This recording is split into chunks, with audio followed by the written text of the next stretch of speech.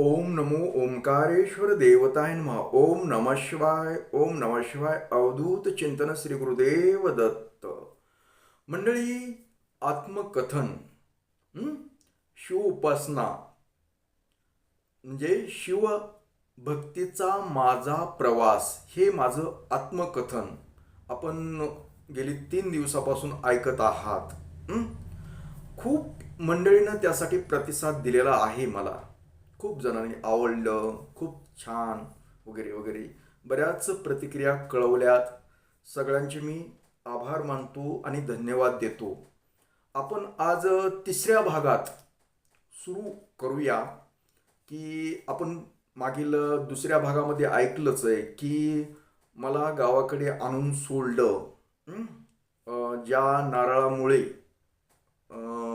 भांडण झालं मामाबरोबर आणि आईला राग आला, म्हणून मी गावाकडे आलो. आई पण आली आणि परत आई तिकडे गेली, मला एकट्याला सोडून. इथे एवढ्या मोठ्या खटल्यामध्ये, हे आपण दुसऱ्या भागामध्ये ऐकलं. इथं बरेच तुम्ही दुसरा भाग ऐकू शकता. त्याच्यामध्ये काय सांगितलं ते ते विस्तारित त्याच्यामध्ये माहिती आहे. परंतु त्या भागामधील काही थोडंसं सांगावं म्हटलं म्हणून मी तुम्हाला बोलतोय. तर अशा खटल्यामध्ये आणून सोडलं आणि मी नैवेद्यावर जगू लागलो. घरी माझं खाणं पिणं, आता हे एवढ्या खटल्यामध्ये माझा विचारपूस कोणी करणारं नव्हतंच. हं? आणि जे चुलते होते ते भिक्षा मागत होते. ते आपलं बरगावी जायचे आणि मग ती कधी यायचे तेवढे जरा थोडंसं मला जरा जवळ करणाऱ्यापैकी होते. बाकी वडील पण त्यांच्या त्यांच्या व्यवसायामध्ये गुंग असायचे. त्यांनी बाकीचा आपला मुलगा काय करतो, कुठं असतो, काय खातो का, पितो का, काही त्यांना देणं घेणं नव्हतं. हं? आणि मला तुम्हाला वाईट वाटेल असं की मला हे माझा बाप आहे, अगर वडील आहेत, याची पण जास्त ओळख नसल्यामुळे होतं. कारण त्यांचा संपर्कच येत नव्हता. कारण मी घरी तिकडे लहान असल्यामुळे तिकडे असायचं. मी कधीतरी दुकानाकडे इकडे यायचं तर ते 2-4 जणांचे मसणे वगैरे आता त्याच्यात मला नेमकं कळत नव्हतं मला काय आहे ते. पण आईने ते सोडून आई परत तिकडे माहेरी गेली. का माहेरी गेली? तर त्या मामा विरुद्ध भांडण कोर्टात करण्यासाठी. हं? ते आजोबाचं पण त्यामुळे दुखू लागलं जास्त म्हणून, असं काहीतरी प्रकार झाला आणि तिकडे भांडण धरण्यासाठी म्हणून गेली ती. मला इथे एकट्याला सोडलं. माझ्या खाण्यापिण्याचा मेळ नाही. मी आपलं मारुतीच्या मंदिरात जाऊन नैवेद्य खाऊन जगत होतो. हे तुम्हाला पण सांगितलंय मागच्या भागात. हं? हे असं माझं दिनचर्या चालली होती. मग आंघोळ कुठं करतो, कोणी आंघोळ घालणार आहे का, मला काही देणं घेणं नाही. म्हणजे एकंदरीत कुणीतरी परक माणूस आहे, कुणीतरी परक मुलगा आहे आपल्या घरातला नाही, असं माझं ते वातावरण होतं. मग मी मारुतीच्या मंदिरातच झोपायचं. एक गोधड्यात घेतलेलं आपलं तिथंच पडायचं. हं? आपलं तिथं म्हणजे जवळच घरात शेजारीच होतं मंदिर. म्हणजे माझी दिनचर्या अशा पद्धतीनं चालली होती. खूप वाईट वाटतं सांगायला मला ते. कारण आणि आंघोळीचं म्हणलं तर आंघोळीला पूर्वी काय असायचं, विहिरीला खूप पाणी असायचं. उन्हाळ्यात पण विहिरी चांगल्या भरलेल्या असायच्यात. हं? पावसाळ्यात तर काय वाहतच होत्या हो. पण मग ती बाकीची माझ्यापेक्षा मोठे मुलं वगैरे काय विहिरीवर पोहायला जायचे. हं? आता माझा आंघोळीचा प्रश्न होता. मग मी आंघोळ त्या पोहऱ्या पण पोहता काही मला येत नव्हतं, मी लहान होतो ना. पण त्यांच्या बरोबर जायचं आणि कडीला आंघोळ करायची. म्हणजे कडीला बसून तिथं काय पायरीवर होते म्हणजे आमच्या विहिरीचं नाव होतं तिकडल्या गावातल्या एका गावाशेजारी जवळच होती जरा. ते विहिरीचं नाव होतं बोडकी. तुम्हाला विचित्र नाव वाटेल पण त्या विहिरीला नाव होतं बोडकी. बोडकीच्या विहिरीवर जायचं म्हणायचं पोहायला. ती बांधीव होती आणि त्या भरपूर त्या विहिरीमध्ये मुलं पोहायला यायचे. सकाळी सकाळी शाळेत जाणारी वगैरे मुलं पोहण्यासाठी तिथे यायचे. सारखे 10-15 मुलं तर सतत असायची तिकडे.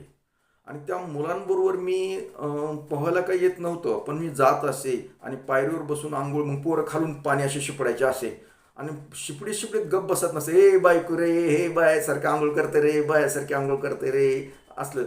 मला रडू यायचं. म्हणजे मला बायको बायको म्हणायचे ना, अशी बायकासारखं आंघोळ करते. हानवडीमध्ये, आणि मला पोहताच येत नव्हतं. आणि अशी माझी टिंगल टवाळे करायचे, रडू यायचं, मग रडायला लागले, रड करे बायकासारखं रडते, असं बी रडायला लागलं तरी बी चिडवायचे, आणि अशी आंघोळ करायलो तरी बी चिडवायचे. हं? मग मला कशाला आणलं तुम्ही, तूच आलास महागं लागून. मग पोरायशिवाय बी करमत नव्हतं, कारण काय असं जवळ कोणी मोठ्या माणूस जवळ करीत नव्हतं. मग अशा पद्धतीमुळं मला त्या पोरांबरोबर जाणं गरजेचं होतं.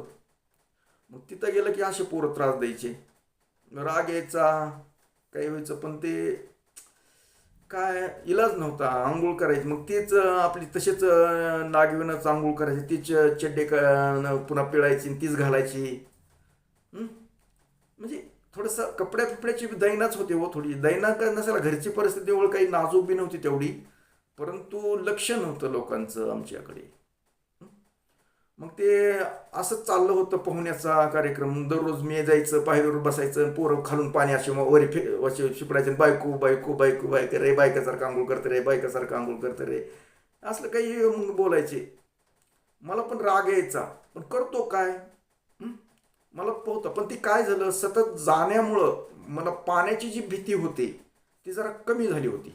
कारण मी पाण्याच्या शेजारी जवळ जाऊन त्या पायरीवर बसत असे, मग कधी कधी पाय मध्ये सोडण्याचा पण प्रयत्न करीत असे. हं? मग एका दिवशी काय केलं, एका पोरानं मुद्दाम होऊन ह्याने ठरवलं की ह्याला मध्ये ढकलून द्यायचं पाण्यात. हं? जर आगाऊच पोरं होते ते, आणि खाली दोन चार पोहत होते, अशा गोष्टी करीत होते, खेळत होते. त्यांनी सगळ्यांनी त्यांनी ठरवलं होतं की ह्याला मध्ये पाण्यात टाकायचं, जर काय झालं तर काढायचं. मग त्याने तसं केलेलं, मला काय माहीत नव्हतं. मी आपलं बसलो होतो पाणी, मला खालून पाणी शिपडी शिपडीत मध्ये, बायको रे बायको रे, बायकासारखं आंघोळ करते रे, बायकासारखं आंघोळ करते रे, बायकासारखं आंघोळ करते रे म्हणत. त्यांनी एक पोरगा असं आलं की त्यानं चलत म्हणजे खाली असं आलं की बारसकीन असं धरलं, बाक्कीनं मध्ये टाकलं. मग लागलं बुटकुळ मग मग मग मग मग मग करायला लागलं, नाका तोंडात पाणी चाललं, बुटकुळ्या मला ते कळायला गेलं. मग तिथं मध्ये दोन चार पोरं होते. त्यांनी तसंच चौकून बुड्या असं गुटक्या असं खाली बुडायला लागलं की लगेच खालून एक जण उचललं वरी. चांगले तरबेज पोरं होते, मोठ्याने होते पोरं ते. उचललं की मग तिथं मग मी रणमुकडं गप, तोंड मिठव तोंडात पाणी जाईल, तोंडात पाणी जाईल, असलं काही काही बोलायचे. तोंड मिठव तोंडात ओरडू नको असं करीत करीत करीत करीत नेलं वरलं, धरून आणलं वरी. म्हणले कसं काय वाटलं, चिडवायला लागले, ए रडकं असं काय. मग आता ती मी एकटाच असायचं ना हो, मग त्रास द्यायचे मुलं. पण काही जरा समजदार बी होते, काय म्हणले, अरे त्याला मग असंच असतं, शिकावं लागतंय. मग काय नाही बघ, काय झालं का तुला, आम्ही आहेत ना, तू आता काय कर, अजून एकदा उड असं हळूच अशी सुळकी मार म्हणली, अशी आम्ही धरतो तुला. मग मी थोडंसं धीट मन करून परत एकदा गेलो पायरून, असं करण्याचं, असं असं करीत करीत करीत करीत करीत करीत म्हणजे एक जणांना लगेच मागून ढकललं, घेतलं का अजून गुटकुळ्या खायला. पण त्याला पहिल्यापेक्षा थोडं भीती कमी झाली. मग ती चल चल असं एक जणांना हाताला एका म्हणजे हाताला एक जण धरलं, एक म्हणजे हात हलव, असं असं हात हलव असं. मग हात हलवीत म्हणजे असं नेलं, फिरविलं असं गडीने गडीने. मग माझी भीती दूर झाली, मला कळलं की असं हात हलवल्यानंतर तरंगतंय, पाण्यावर तरंगतंय, हे लक्षात येलं. मग एक जणांना हळूच हात सोडून दिला की मग ते बी हात असं करायला, मग खाली पाय व्हायला लागले, तरी मग गुटकुळं घ्यायला लागलो. मग ती जमलं की माझ्या मनामध्ये एक आत्मविश्वास आला, आता आपल्याला पोहता येतंय. म्हणजे शिकलो त्या दिवशी, पहिली टेप झाली माझी, की मग मला हुरूप आला की आता आपल्याला पोहता येतं, आता काही अडचण नाही. आता पायरीवर बसून आंघोळ करायचं ना, आता कोणी म्हणणार नाही मला बायको बायको म्हणून, बायकोसारखं आंघोळ करतंय म्हणून असं म्हणणारच नाही, हे माझ्या मनामध्ये वाटायला लागलं. आणि मग उत्साहानं मग लगेच दुसऱ्या दिवशी पोहायला वगैरे. मग हळूहळू हळूहळू एवढं तरबेज झालो. पण ही तरबेज झालं सांगायच्या पूर्वी तुम्हाला एक गोष्ट सांगतो.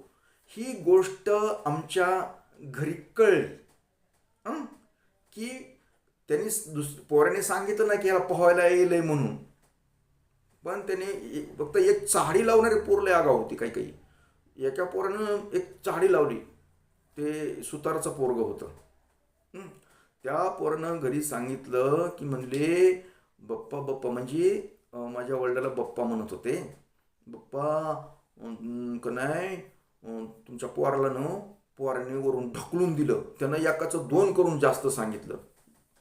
वरून वरून हिरीवरून वरून असं टाकलं मध्ये आणि ती गुटकुळ्या खायला बघा. मग पोरांनी काढलं असं असं करू करू त्यानं सांगितलं का की बहुतेक आमचा पप्पा म्हणजे काय आता चांगलं मग हे झालं. मग मला बोलून घेतलं. मी खेळतो बाहेर आलं. चांगले 2 दणके लावले. कशाला गेलता पोरा आहेत हां असं झालं. बोललं असतं म्हणजे असलं तसलं काय काय काय काय काय काय बोलले म्हणजे मारलं. बस नाही तर देवा करीत हां बस. आता बाहेर फिरू जाऊ नको. पोहा तिकडे जाऊ नको. मी तुला पोहायला शिकवितो. पण त्यांना माहीतच नाही की ह्याला पोहायला यायला लागले म्हणून. मी शिकवतो म्हणले पोहायला. उद्याच्याला आपण जाऊ असं तसं गोड बोलले म्हणले. बस तिथं देवा करीत. आणि मग मारल्यामुळे मी काय बोलायला गेलो. मग ते आपलं काहीतरी खायला वगैरे दिलं आणि बस म्हणले इथं. मग देवा करीत म्हणजे आता देवा म्हणजे काय नेमकं. देवच मला नेमकं ओळखच नव्हती जास्त. तर देवा करीन म्हणजे देवा म्हणजे देव म्हणजे मी म्हणलं देवा. मग म्हणले बस म्हणले बसलो आपलं तिथं. देवा करीत देवा हां की त्यांना हसू बी यायलं. पण काही नाहीत म्हणले. मी आपलं मग झोप म्हणले झोप. मग त्यांनी एक गोदडं दिलं आणि ते गोदड्यामध्ये तिथं मला तिथं ते मशीन होते आपल्या शिलाई मशीनचं. तिथं शेजारी बाजूला त्या एक पाट होत्या. पाटावरती कपडे कटिंग करायचा पाट होता छोटा. म्हणजे छोटा म्हणजे चांगला कट करायचा असं मोठा होता. पण ते माझ्या ह्याला झोपता येतं त्याच्यावर असं सलगपणे. आणि मग त्याच्यावर टाकलं मला आणि गोदड्यात गुंडाळलं आणि बस म्हणले देव करीत. मग आपलं देवा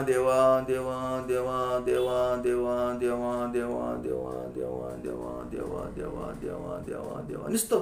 पण ही देवा का म्हणायचं ही ह्याचं काही मला ज्ञान नाही ना काही. मी आपलं देवा करीत मग गेलो झोपी. कारण मारलं होतं ही म्हणून आपलं काय झोपलो गेलो. मग देवा म्हणे. पण देवा म्हणल्यानंतर शांत झोप लागते ही मला तंत्र कळलं. आता हे मला जपाचं महत्व मंत्राचं महत्व आता कळतात हो. त्यावेळेस कुठं माहित होतं मला. मी देवा म्हटल्यानंतर माझं डोकं शांत झालं. राग दूर झाला आणि मला शांत झोप लागली केवळ मी नुसतं देवा म्हटल्यामुळे. मग मला एक तंत्र सापडलं की देवा म्हटल्यानंतर ही शांत झोप लागते आणि एकदम शांत माणूस होतं ही मला त्यावेळेस कळलं. पण देव काय चीज आहे. देव म्हणजे कोण आहे काही देणं घेणं नाही. काहीच माहित नाही त्याच्याविषयी. फक्त देवा म्हटल्यानंतर झोप लागते. हे असे दिवस चालले होते. आणि मग ते मित्र म्हटलं ना की माझे चुलते ती देवपूजा वगैरे करायची. मग ती समाधीला पाणी घालायचं. तिथं एक शिवलिंग होतं ते पण तुम्हाला सांगितलं. तिथं शिवलिंगाला घातलं. मग ही काहीतरी देव आहे. मग ही कोणता देव ही वगैरे असलं ह्याला महादेव म्हणतात. महादेव म्हणजे असा असतो. पण महादेवाला काही असं केस असतात माणसासारखा असतो असं काही मला ओळख नाही. महादेवाची ओळख म्हणजे ही असा देव आहे. हे पिंड आहे लिंग आहे ह्याला देव म्हणतात. अशा पद्धतीला देवच म्हणतात. हेच माझ्या डोक्यामध्ये बसलं. ह्याला देव आहे हा म्हणजे महादेवाची ओळख अशा पद्धतीनं झाली. पण महादेव म्हणजे एक असं दिसणारं आहे ही माहीत नाही मला. मग हळूहळू तिथं शेजारीचं मारुतीचं मंदिर जे मी जिथं नैवेद्य खात होतो हा बी कळलं की मारुतीचं म्हणजे ही मारुती असा. ती मारुतीची एक त्यावेळेस मूर्ती नव्हती पण शेंदूर लावलेली एक आकृती होती. एक दगडावर कोरलेली भली मोठी होती माझ्या उंचीची. असा पर्वत घेतला असा हातावर पर्वत घेतलेला मागे शिपूट असं. मारुती म्हणजे असा दिसतो हा देव आहे. ही देवाच्या ओळखी अशा पद्धतीनं झाल्या माझ्या. म्हणजे मारुती असा दिसतो महादेव असा दिसतो. आणि ही माझी दोस्तानी झाली. म्हणजे ही माझे दोस्त हे 2. कारण देवा म्हटल्यानंतर ही महादेव वडिलांनी काय सांगितलं देवा म्हणजे आणि चुलत्या नसतील तर महादेव, म्हणजे हीच आहे देव. देव म्हणजे महादेव. हे माझी ओळख. म्हणजे माझे वडील जे सांगते ती ह्या देवाचं बोल म्हणते एकंदरीत. आणि मग मी ज्यावेळेस कधी कधी दुःख, कुठं काही कुणी मारलं, मुलांनी काही बोललं, काही केलं, तर मी त्या देवापाशी जाऊन, एकतर त्या महादेवापाशी असे ते लिंग चांगला मोठे होतं ते, त्याला मी लहान असल्यामुळं सहज मला मिठी मारता येत होती त्याच्या लिंगाला, सहज सहज असं. लहान असल्यानं की मी तिथं जाऊन त्याच्यापाशी रडायचं. कारण मला एक तंत्र सापडलं होतं की वडिलांनी देवा देवा म्हटल्यानंतर हे आपल्याला शांत करतं, बरं वाटतं, आनंद वाटतो मनाला. हे मला गवसल्यामुळे मी कधी कधी जेव्हा जेव्हा मारते कुणी, अगर कुणी मुलांनी काही म्हटलं, काही आपल्याला हवं असेल, काही असेल, अगर मला भूक लागली आणि तिथं नैवेद्य कुणी ठेवलाच नाही मारुतीच्या मंदिरात, कुणी आलं नसेल, काही नसेल, अगर इतर मुलं पण खात होते, हे वारकाची मुलं पण होती त्याच्यात, ते पण नैवेद्य उचलायचे पटकिनी. हे असे बोलले 2-4 मुलं अशी होते की ती नैवेद्यावर सोकलेले होते, त्यात मी एक होतो. मग ज्यावेळेस मला भूक लागली त्यावेळेस काहीच नाही भेटल्यानंतर मग ती महादेवाकडे जायचं. म्हणजे मला भूक लागली, देवा देवा देवा देवा देवा, मला भूक लागली देवा, भूक लागली देवा, भूक लागली देवा, मला एक नैवेद्य दे देवा, नैवेद्य दे देवा. हे असं की मग काय व्हायचं, एक चमत्कार घडायचा. हो, तुम्हाला खरं वाटणार नाही, पण माझ्या बाबतीत चमत्कार होता. ते कुणीतरी यायचं आणि मारुतीच्या मंदिरावर नैवेद्य ठेवायचं तिथे येऊन देवापुढे पटकन. मग लगेच मला ती सवयच लागली. जेव्हा जेव्हा मला काही अडचण आली की महादेवाला मिठी मारायची त्या लिंगाला आणि देवा मला नैवेद्य दे, देवा मला नैवेद्य दे, असं व्हायचं. ही मग माझी म्हणजे चांगलीच दोस्तानी, म्हणजे दोस्ताना म्हणतात ना आपण, म्हणजे मैत्री झाली मला महादेवाबरोबर. आणि मला ती जवळची वाटू लागली अत्यंत. कारण मला तेच माझं ऐकतात, त्यांच्याकडून मला त्रास नाही, ते मला मारत नाहीत, काही नाही, आपलं म्हणणं ऐकतात, हे मला अनुभवायला यायला लागलं. आणि मग माझे जास्त सहवास ते लिंग आणि मारुतीचं मंदिर. आता मारुतीच्या मंदिरामध्ये पण 2 लिंग होते. ते अंधारात असल्यामुळे लवकर मला देव सापडत नाही, कारण भीती वाटायची होती. गाभाऱ्यामध्ये खूप अंधार असायचा. पण हळूहळू दिवा वगैरे लावल्यानंतर ती दिसायची मला. मग हळूहळू मी डेअरिंग करायला लागलो, तिथल्या लिंगाकडे बी जायला लागलो. मारुतीपाशी नैवेद्य मागण्यासाठी, देवा तुला नैवेद्य येऊ दे रे देवा, मारुती रे, मारुती राया, मारुती राया, नैवेद्य येऊ दे, मला भूक लागली, मला भूक लागली. की कुणी ना कुणी नैवेद्य आणून ठेवायचा. हे अशा पद्धतीनं देवाचं आणि माझं हे नातं एकदम घट्ट होत चाललं आणि मला ओळख होऊ लागली यांची चांगली. तर अशा पद्धतीनं माझं हे बालपण चाललं होतं. आता पुढे काय काय होणार आहे अजून, कारण जास्त भाग केला तर तुम्ही ऐकणार नाहीत, म्हणून मी थोडं थोडंच तुम्हाला सांगतोय. तर आता पुढे बऱ्याचशा घटना आहेत अशा बालपणातल्या, जेणेकरून माझे देवाशी अजून नातं घट्ट. माझ्यामध्ये काही चमत्कारिक गोष्टी घडल्या, माझ्यामध्ये काय काय चमत्कार ऑटोमॅटिक होत होते, आणि त्याचा अनुभव मी घेत होतो आणि मी त्याचा प्रयोग पण लोकांना करत होतो. ही दैवी शक्ती होती माझ्याकडे आलेली, देवानं दिलेली. कारण ज्यावेळेस दुःख जर नसतं मला, लोकांनी, घरच्या लोकांनी जर मला सांभाळलं तर मला देवाची ओळखच झाली नसती. केवळ देवाची ओळख होण्यासाठी असे लोक वागत होते, असं म्हणायला काही अडचण नाही. आज मला वाटतं ते. तर मी जास्त जवळ देवाच्या जवळ गेलो, महादेवाच्या जवळ गेलो, मारुतीच्या जवळ राहिलो. जास्त माझा सहवास त्यांच्यापाशी, झोपणं मारुतीच्या मंदिरात असायचं. हे माझं ठरलेलंच, घरात झोपणंच कमी होतं. तर अशा पद्धतीनं अजून बऱ्याचशा गोष्टी आहेत, अजून गमती जमती आहेत, काही चांगल्या गोष्टी आहेत, ते पण मी सांगणार आहे पुढील 4थ्या भागामध्ये.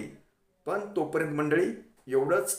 तुम्हाला हा भाग कसा वाटला, अथवा माझे जे आता आत्मकथन जे मी सांगतोय ते तुम्हाला कसं वाटतं हे जरूर मला सांगा, म्हणजे मला तुम्हाला सांगायला अजून आवडेल.